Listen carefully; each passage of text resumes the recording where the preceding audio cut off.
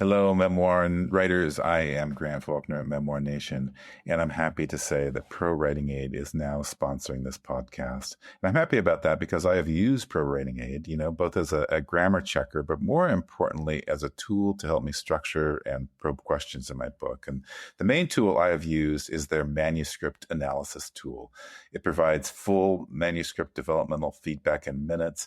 And to tell you the truth, I was initially dubious of it, but when I used it, it helped me uncover plot holes and think about different structural possibilities and see how my pacing worked. And I liked it because it was kind of like a beta reader because it opened up questions for me to consider. But I want to emphasize not solutions, just questions. And it made me more aware of some story elements to consider. So I essentially emerged from that analysis with a revision plan in hand.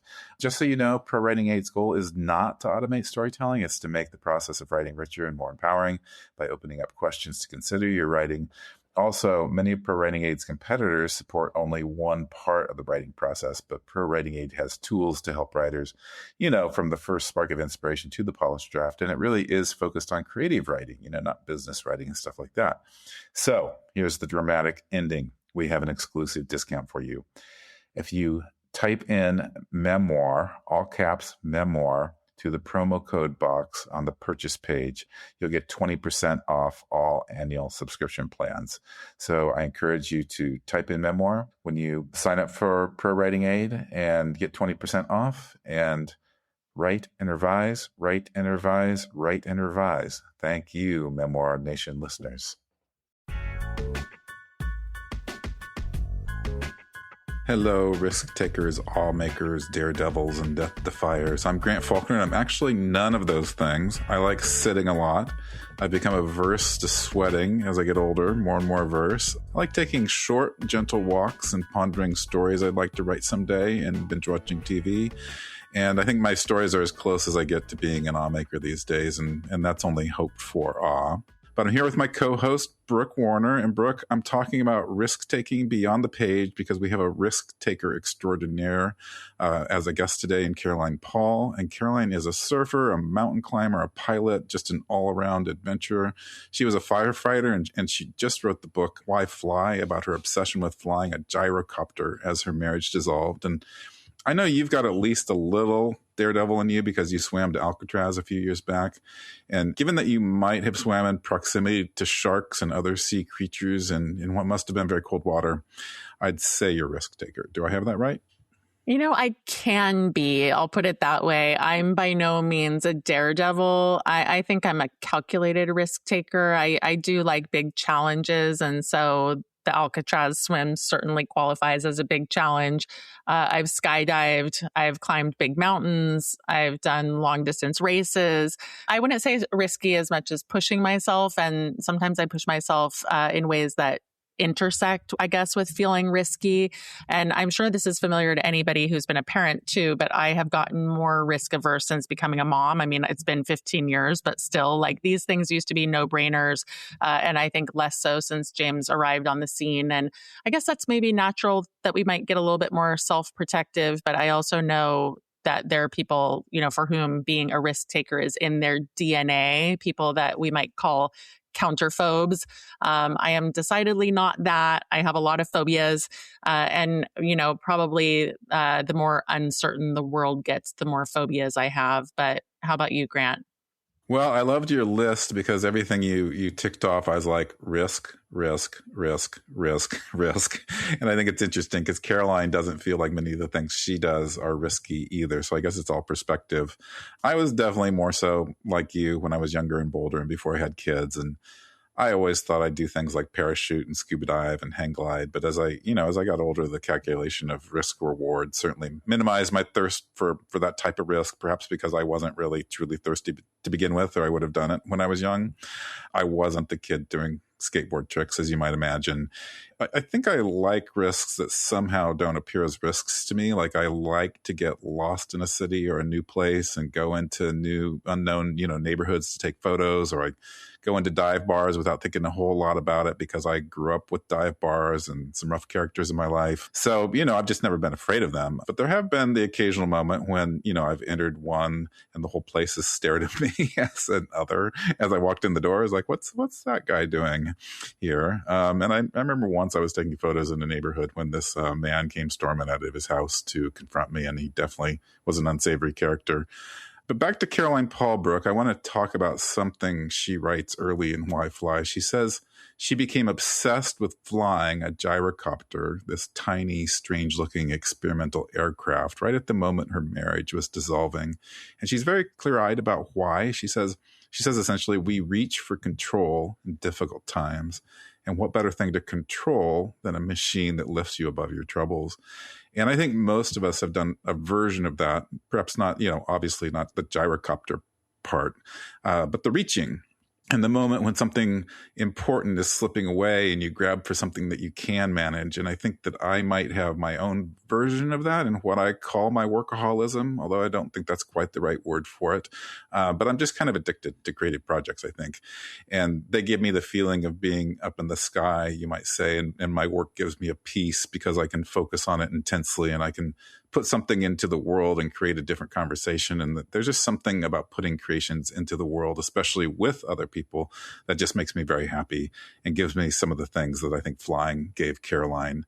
And I'm guessing, whatever, there might be a wound in there somewhere because I've been like this for a long time. I've always kind of been a workaholic. I detasseled corn for 6 years as a teen, and I worked at this grocery store stocking shelves before school every morning. And I even just used to love the extremes and the type of masochism that was involved in long distance running. So I guess that's my version of flying a gyrocopter, kind of just pushing different kinds of limits. And that's the way I feel most myself, and I do think that like why we fly and why we push limits, begs a lot of questions about what it means to be human. And that's why I liked Caroline's book so much. So can I ask you if your swim or other activities, perhaps your own, we both kind of said we're workaholics, although I don't know if that's the right word. But if it has an emotional component like this, if you've had your own version of the gyrocopter. Yeah, it's interesting. I mean, I do think we have both disclosed in previous episodes, that we both feel like we're workaholics. And I like that you just like casually were like, well, there's probably a wound in there somewhere, but let's move on. Yeah, exactly. Things to do. Got things on my list. Right, man. Exactly. Coffee to drink. There you go. Get it. It's interesting to contemplate, though, because like where work is concerned, I know I do it for the passion, obviously, at least in part, but I think we're so validated in this culture for striving, for working hard. I come from two parents who worked a lot and who worked long hours. And so it was modeled for me. I've run my own business for a really long time. And so baked into that is this notion that, the day starts early and you're never really not working. And so I've never thought of it for myself as masochistic per se. I do have a dear friend who refers to her workaholism that way.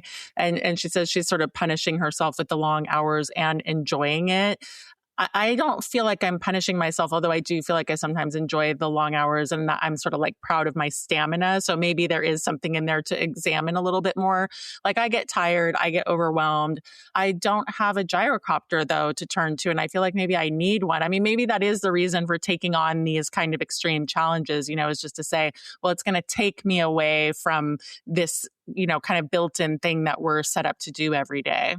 I appreciate that you defined workaholism around passions, because that's really what it is for me. It's generally not a destructive thing. I think it's more a consuming thing because I don't think of my work as punishing, when you mentioned your friend. Right. In fact, quite the opposite. I find it very enlivening. And I think Caroline would say the same thing about her gyrocopter. She's not like seeking death or anything. She's not that type of risk taker. And one thing I found interesting about the memoir was how, she took her somewhat individual and this very particular obsession with flying and made someone like me relate to it, Brooke. And I've heard you often say that memoirs need to speak to the universal.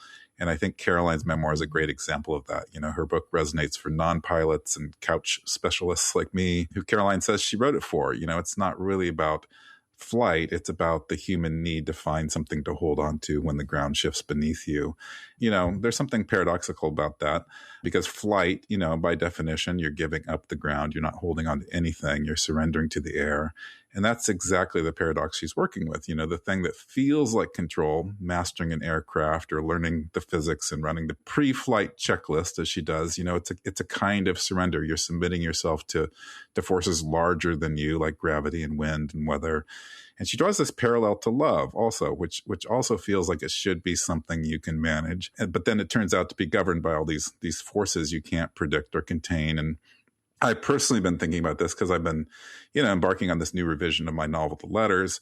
And the novel was based on Roland Barthes' A Lover's Discourse. And that book, he actually wrote it because he'd written a lot of letters to a person who had rejected him, a person he loved. And so I kind of flipped it. I took the book's inspiration and turned it back into letters. And Barth has this line about how love is not a wound you recover from. It's a wound you carry forward. And that's kind of at the center of my book. And he writes that to be in love is to be in a state of permanent risk, which I thought was really interesting too. So it is an adventure. And I think that's what Caroline is circling around. Both flight and love require you to accept that you might crash. It's kind of a crazy endeavor in a way, but you do it anyway. And the question the book asks, why fly? It's also asking, what is it that keeps us, choosing these things that could destroy us?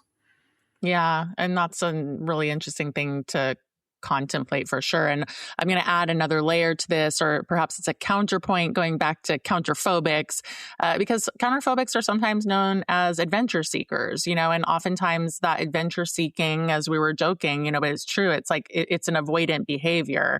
Like it's easier to jump out of a plane than to have a hard conversation. And I'm sure that Caroline would agree with that sentiment, although she's certainly not romanticizing it. She says at one point that she was losing something valuable. So she did what many do, which is try to gain control elsewhere. And certainly we see this as a common human behavior, Grant. I think that there's something worth saying here too about women in risk specifically, because it's another thread that runs through all of her work, The Gutsy Girl, Tough Broads, and this new book. And she's been making an argument for years that women are socialized away from physical risk, that women and girls are taught that our bodies are fragile, that danger is not our domain. And this costs us something, which is the knowledge of our own capability and capacity. So I love that about what she's doing here, because I've always been, very athletic and, certainly very aligned with strong girls and athletic girls. And so I think there's something so important about that message. And then, of course, Mary Oliver has this very famous line we've all heard 100 times: tell me, what is it you plan to do with your one wild and precious life? And I think Caroline is asking what happens when women answer that question for themselves. And I really love that. And, certainly sometimes I do ponder it because it comes up, and I'm sure you do too.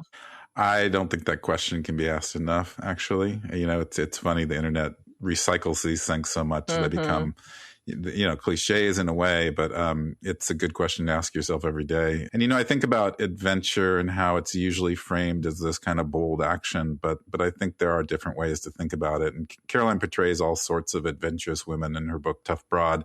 And one of those adventurers even happens to be a bird watcher. And I appreciate this flip on thrill seeking by making attention a different kind of risk, and you're making yourself available to be changed by what you see. And it's not passive, it's actually quite challenging. And when I was younger and maybe more interested in, a bucket list of experiences and travels that I wanted to take, I talked to this older friend who had one of the best perspectives on parenthood. And he said having a child was the equivalent of climbing Everest for him, or any other kind of big traditional adventure, if not bigger, because it is an adventure. It is awe-inspiring if you think about it. And that simple observation, it just really changed my notions of parenthood and adventure, that parenthood is its own type of daily adventure, and that it inspires awe in a way that the things, same way as we classify other adventures. And so I guess that's what Caroline is getting at in perhaps a slightly different way, that love holds all of the characteristics of extreme adventure as well. Yeah. And I think that that's the risk that love asks of us, more than anything else. It's not the grand gesture, it's that sustained attention. I certainly feel that, the willingness to stay, to keep looking. And that's why it's so hard. You can train for a gyrocopter, you can learn the checklist, but love doesn't have one of those. And I think it's interesting that her title works as a question without a question mark. Why fly? Which she's going to get to in the interview. I love that. Period. Why fly? It's somewhere between a question and a declaration. Maybe it's a meditation. And as with so many good memoirs, Grant, it doesn't resolve, but rather illuminates. Yeah, my kind of memoir. I'm always ready for illumination, especially about love. And as for flying, I'll have to live vicariously through Caroline. I even asked her if she'd take me up in a gyrocopter, and she said no. So Hard no. I'm excited to hear from her after this wonderfully short break.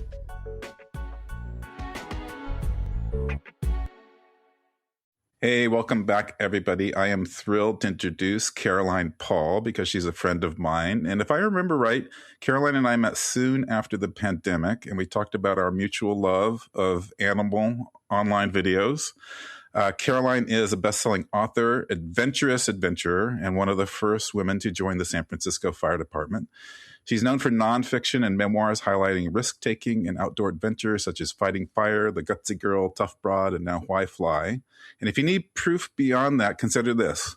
The most remote place she's ever been is Siberia, where she saw an unidentified flying object that may or may not have been the Soviet military. The highest place she's been was a mountain bike in the Bolivian Alps back when mountain bikes were scarce and 15,000 feet didn't hurt as much as it would now. And the most isolated she's ever felt was in a blizzard on the mountain of Denali, where she had to stay in a tent and pee into a Gatorade bottle. So I've only done the latter, Caroline. You've peed into a Gatorade bottle? Of all those adventures, I have done that. Do you want to Good. know more? You don't. Yeah. Let's not start there. At least we'll end there. Bad starting point, right? But welcome to this new adventure of being on our podcast. How about that? Well, I've got a starting question. I oftentimes like to talk with writers about their titles. And Why Fly is interesting to me because it doesn't have a question mark, but it's somewhere between a question and a declaration. And I remember reading John Krakauer's Into the Wild and Into Thin Air, and he was obsessed with a similar question. Why climb a mountain and risk death? Why go into the wild or into thin air when you don't have to? So can you tell us more about your title? Yeah, it's basically, I'm answering that question throughout the book because people ask me that all the time. I ask myself that. I've had some close calls, and you have to ask yourself, why do you keep flying? And so the whole book is really, it's an argument for that. And actually the ARC, the advanced reader's copy, by accident, they put a question mark on the title. And I was like, no, this is a statement, and I'm backing it up the whole book. But fly kind of has two different meanings in the book, right? The flying of romance, of love. And the crash landing of love, actually. I've been flying for a long time. I've been flying for 40 years and various aircraft. And I always liked it. I loved it, actually. But I wasn't obsessed with it until I was 58 and I started flying a gyrocopter, which is sort of, I describe it as sort of a praying mantis meets a go-kart. It looks like a tiny helicopter. And I became obsessed with flying. And so I wanted to write about flight. But I also realized that one of the reasons why I happened to suddenly be gripped by obsession, first, the aircraft was incredible, but also because it was a time of my life that was very difficult. My marriage was ending, and I was trying to process that grief. And so if I was going to write a book about flight, I was going to have to also write about my relationship. Makes sense. Well, we'll get more into that, but I also want to say that you've consistently used physical experience, firefighting, surfing, paragliding, and now, like you said, gyrocopters as a way of knowing. And one question underneath all of your books is, what does the body understand that the mind might not understand? And so this book opens with an engine dramatically cutting out, and you've said that it wasn't meant to scare readers, but I wonder if it's also a kind of initiation. Like, what did you want readers to feel in that opening moment? Well, as a writer, I wanted them to be glued to the page. I mean, most books start with an emergency of some sort, and mine just happens to be an engine cutting out at 1,000 feet. But I think that we are biological creatures and we do process our world through our biology, which in this moment was fear, exhilaration, uncertainty. And I think that's the best way to understand story. I like how you got into your mindset in that moment. Like you had this crucial moment of whether to keep trying to turn the ignition to turn the motor back on, or whether to glide into this somewhat dangerous mountainside. It was riveting. Oh, good. Definitely. You achieved that. Well, awe as practice is a theme of your work as well. And in Tough Broad and now Why Fly, awe is very central, not as a byproduct of adventure, but as an active goal of it, and it becomes almost a spiritual practice. And you connect awe to creativity and to aging well and to surviving grief. And after graduating from Stanford, you had this pivotal moment where you became a firefighter instead of following a more conventional path. So I'm curious about that need to find awe at the center of that. Are you constantly in search of that? Well, I wish I had been when I was young, and maybe I was, but I certainly didn't know it. The reason I engaged in so many adventures and loved firefighting and going into fires and the other things I did, which was traveling the world in sea kayaks or on whitewater rafts or with my paraglider, is really because I was seeking adrenaline and I wanted to sort of test myself and possibly also just sort of prove my mettle in front of other people. I was young and that's what we do. But as I got older, I realized I wasn't really seeking adrenaline. When I flew, I wasn't psyched when I hit really rough air like I used to be. And I started to realize actually in the writing of Tough Broad is I did not have a word for what I was looking for when I went out in the world and experienced it through these adventures. People called it risk taking. They called it adrenaline. And they'd say, you're a daredevil. And I didn't feel like a daredevil. And it wasn't until I was actually writing that book that I realized that what I was searching for and experiencing in really deep, profound ways was this concept of awe. And it's because we have not thought of awe in terms of anything really more than religious experiences until fairly recently, where they've been doing studies on awe. And it turns out that awe is really good for us. It's good for us on a biological level. It lowers our inflammation. It lowers our blood pressure. And it also makes us feel more connected to people. And they've done studies on this, more compassionate. And so when I put a word finally to this feeling when I was for instance, in my gyrocopter looking down on the world, that, oh, that's wonder, that's awe. It just clicked. Is that the best way to describe awe, as an experience or a feeling? Like, can you describe it in words? Just like when you were saying, like, I realized what awe was, it made me think, like, how often we use words without truly knowing what they mean or thinking about it. The general definition that I found while researching it was that it's a mixture of wonder and fear, maybe a little dread, usually in the face of something that feels more powerful than us, more mysterious. That's why it's used in religious circles so much. And then they did a study where they asked people to go on what they called awe walks. And in order to induce awe, they asked people to look at the world with fresh, childlike eyes. So there's kind of, there's like a newness and innocence, this ability to let yourself be amazed, I think, is the best definition of awe. Well, going back to adrenaline for a second, Caroline, across all your books, there's an argument that women are socialized away from physical risk and that this costs us something essential. And so I'm curious how your thoughts about this have evolved as you've aged. And do you see the world becoming a bit more encouraging for us in this regard because of the kinds of things that you do and that you write and put out into the world? I'm curious. I hope so. No, I don't know. I mean, we want our books to have that impact. Yeah, I've always been very aware that as women, we pull back a lot. We make ourselves smaller.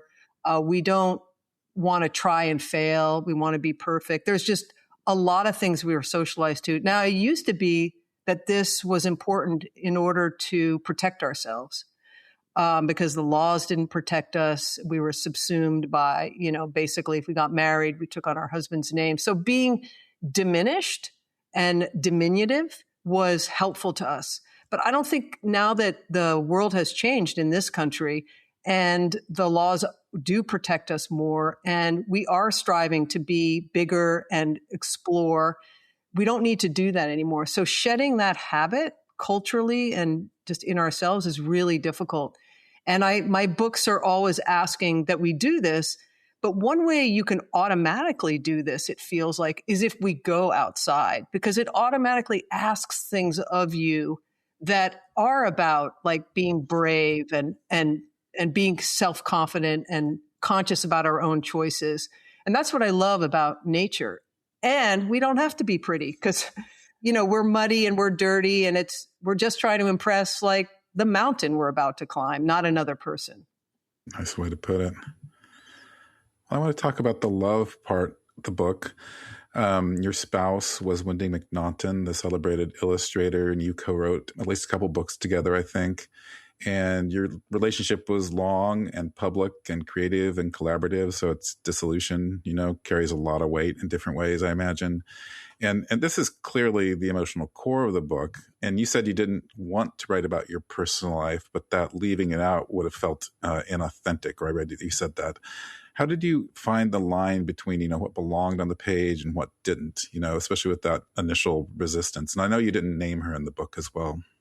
I did not want to write about my relationship, but I knew that since it really corresponded with my growing obsession with flight, which kind of makes sense when you lose control on the ground, this idea that I could gain control of this little yellow helicopter looking thing and it could take me into the air and it would do what I said, hopefully, was really compelling. And so I knew I had to write about my relationship as well as why we should all fly, or why flying is important to our culture and who we are as the human spirit.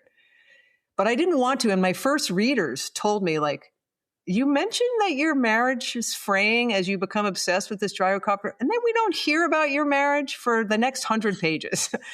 And I was like, it's because it's not. And they're like, no, it is important. You're working out things by flying, and you need to talk about your marriage. And, I never mentioned Wendy's name in the book. And my twin sister thought, she's one of my first readers, she thought that was bloodless. She's like, why aren't you naming her? And I was like, but I feel like it was the right decision because anybody can find out that Wendy and I were together for 15 years. I mean, you can find that out on the internet. I wanted to make the descent of our marriage as I ascended in flight to be archetypal. Everybody could relate to, because flight, a lot of people can't relate to.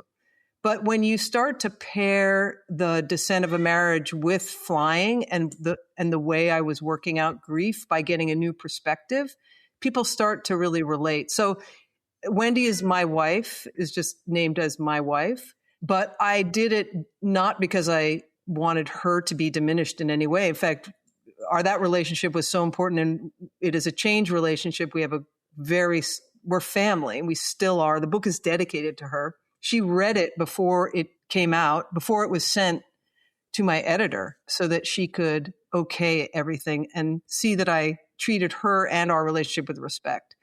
We only had one pretty minor disagreement. She said it didn't really end that way. I said that. You didn't say that, which is classic couples argument. And I was like, I don't think so. I think I said that. And she was like, super generously as she is, she said, you know what, this is your story. If that's the way you remember it, then that's true. And it's fine. It's great as it is. She gave me the carte blanche.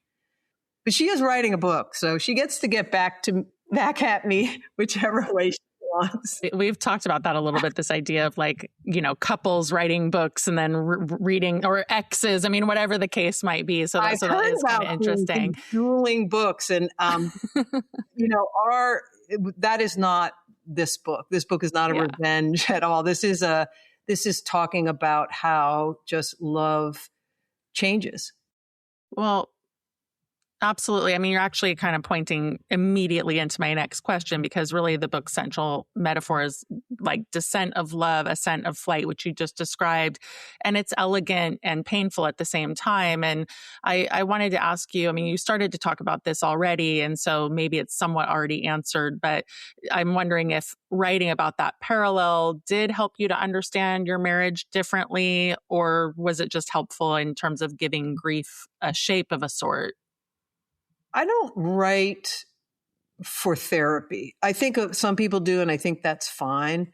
But I was looking back mostly on the way flight had helped me. And I don't think I had fully understood the way I was displacing my confusion and the chaos onto this getting better at this new type of flying for me, which is flying a gyrocopter, until I wrote the book. So I think often books can, I think, shape and give more meaning to the events. And so for that, I'm grateful. I mean, I really saw only link I initially saw was that I had become obsessed with flying this thing. And it happened to be during the time when my marriage was really coming apart. And I knew that was inextricable, but I don't think I had understood the depth to which, not was it just correlated, but how flying actually gave me perspective. It's so interesting, and I love those comparisons that you made. Brooke and I talked a little bit about this earlier, but how that made it, the flying part, really universal. I think you hit that note of the universal in a memoir, which is sometimes hard to do. But on that note of adventuring, I think adventurers are portrayed as solo heroes so often. And I know you to be one of the most active and supportive literary citizens in the Bay Area. And you just truly show up for people. And as a result, I think people show up for you. And I don't think that's by any design, I think it's just obviously to me a core part of who you are. And I know that you're an active member of the San Francisco Writers Grotto, and that's kind of where you got your start as a writer. But your support goes beyond that. So can you tell us why you're so community minded and how a community has influenced you as a writer and adventurer and maybe even as a friend and lover? So I had actually written one book before I joined the Grotto. I joined the Writers Grotto, which for those people who don't know, at the time was just 9 people who got together, pooled their money to pay for a space so that they could sort of pretend we were going to a 9-to-5 job, because being a writer was not just lonely, but it was unstructured. And it felt, especially if no one's waiting for your masterpiece, you wanted to get up and go to work like everyone else did. And I had written a book, but I didn't know any writers. I had written my memoir about being a firefighter.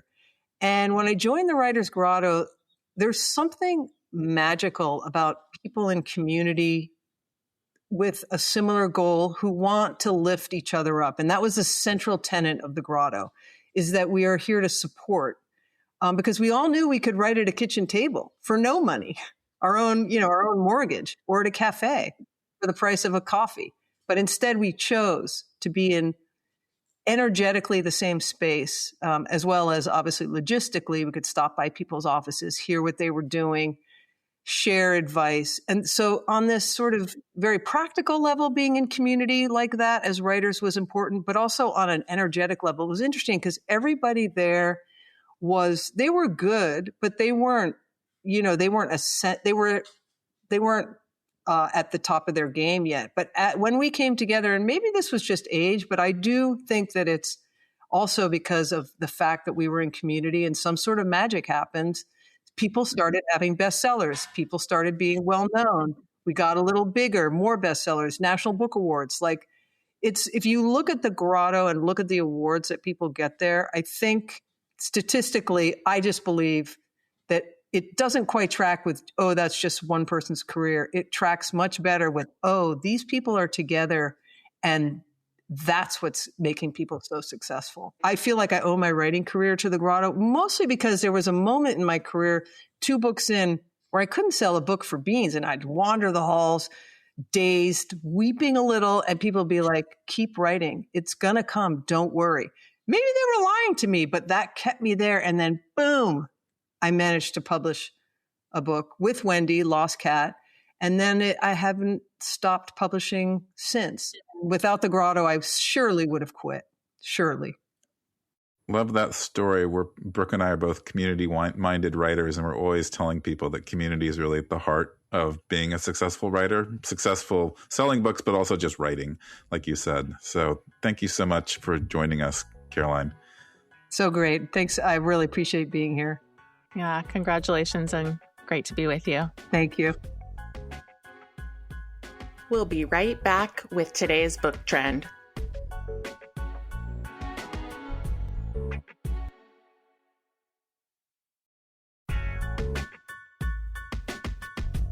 Well, Brooke, I'm going to start today's book trend with a warning for listeners. We're going to be talking about AI. So if you feel symptoms of fear, anxiety, hopelessness, or despair, please call 1-800-FREAKING-OUT-ABOUT-AI and get the help you need. But seriously, I'm calling right now. Okay, yeah, call. I'm not sure if that's the right number of digits. I didn't check, actually. It's a joke, listeners. But seriously, today I just want to shine a positive light on this issue, at least somewhat positive. Not AI, but authors being advocates against being harmed by AI. And one of the best and most admirable author advocates fighting the good fight against AI's thievery is a former guest on our podcast, Andrea Bartz. And Andrea not only led the charge on the famous lawsuit against Anthropic, is that how you pronounce it? Anthropic, thank you.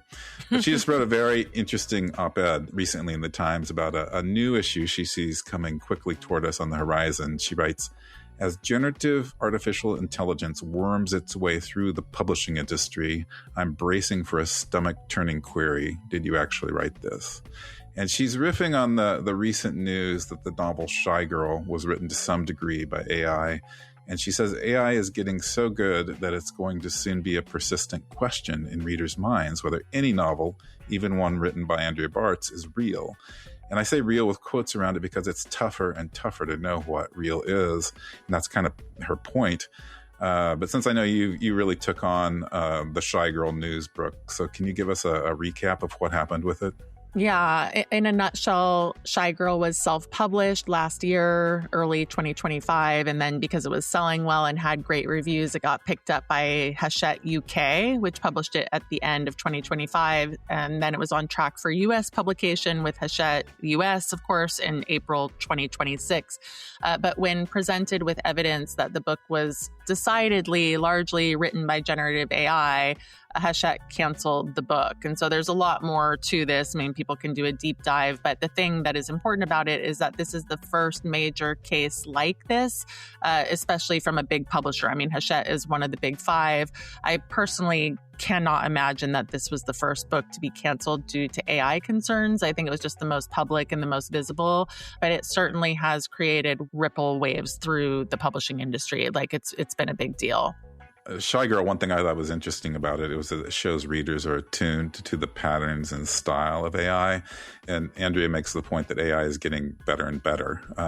So, she also makes the point that since AI is trained on writers' novels, then it's easy to see how her own writing might come across to some as AI generated. Like, so in other words, she says, in other words, I don't write like AI. AI writes like me because AI has been trained on her novels, So she actually even tested this with her own writing. She pasted a few paragraphs of her own prose into a free online detection tool, and it deemed the passage very likely AI generated, with 82% of the text exhibiting hallmarks of AI. So who knows? It's so frustrating. Like, I have to say, I hate this part of the story, Yeah. Because what is the point of AI detection tools? Like, sorry, everyone, we said this was like a positive AI story, but now I'm like, I hate it. Only because Andrea is fighting the good fight. Otherwise, it's questionable. Yeah. I actually saw that Andrea posted those exact findings on Substack about like loading her own content into the detection tool. And that was before she wrote the Times piece. And I commented and I was like, this is going to cause some fights.